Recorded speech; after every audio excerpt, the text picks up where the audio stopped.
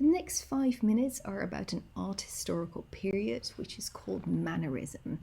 It's a period in Western European art history that some people have never heard of, and others, if they have, use it to kind of show off with it.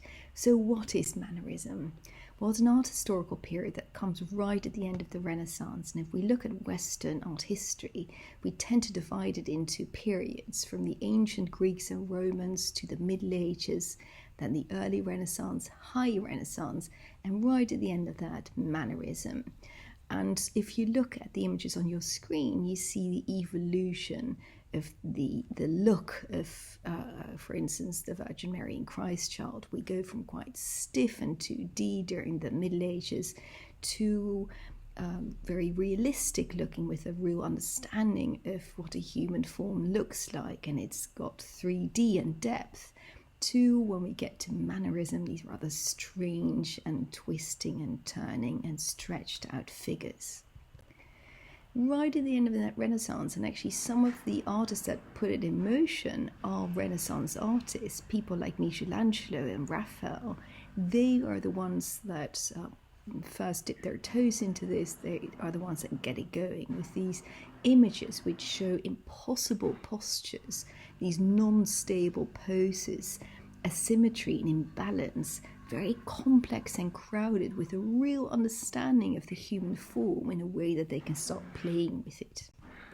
So it's a mannered style, maniera meaning style, stylish, grace and elegance, using these very ultra elegant and very difficult poses, often spiraling, these figura serpentinata, and on your screen you see examples of that. They were very much influenced by recent finds of the ancient Greek period. Things like sculptures, like you can see on the right hand side of your screen, just dug up in Rome in 1506. Michelangelo was there when it was found, and he instantly took inspiration from it. You can see details in his Sistine Chapel's depictions, copying some of the ideas from this sculpture. They were sculptures from the Hellenistic period, from this ancient Greek period called the Hellenistic period. And what's specific about this period is that you get new compositions and state of mind that are being explored by these sculptors. Things like old age and drunkenness and sleep and agony and despair. There's lots of drama and exaggeration. An elasticity of form and expression, both facial and physical.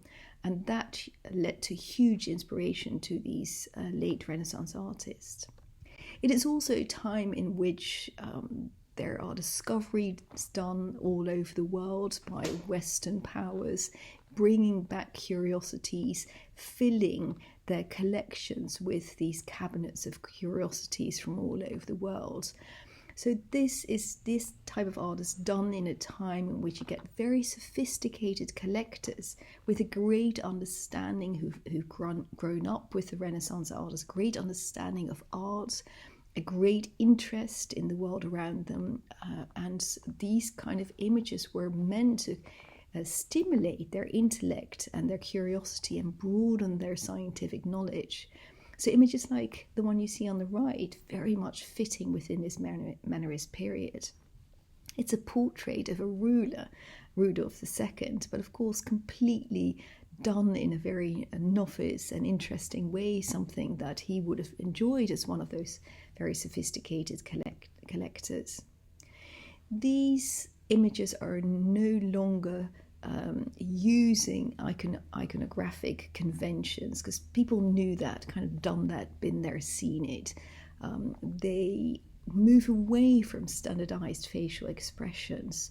They want to demonstrate invention and refinement and learning and grace. So this is really for a small group of very sophisticated collectors who are already familiar with the art scene and the art historical tradition in Europe. You get regional differences. People like El Greco, of course, originally a Greek, that's where he gets his name from, moves through Italy, picking up some of these ideas, to Spain, where he's partly influenced by Spanish traditions, these emotive sculptures, which were part of the Spanish tradition. He creates these very mannerist images in this period.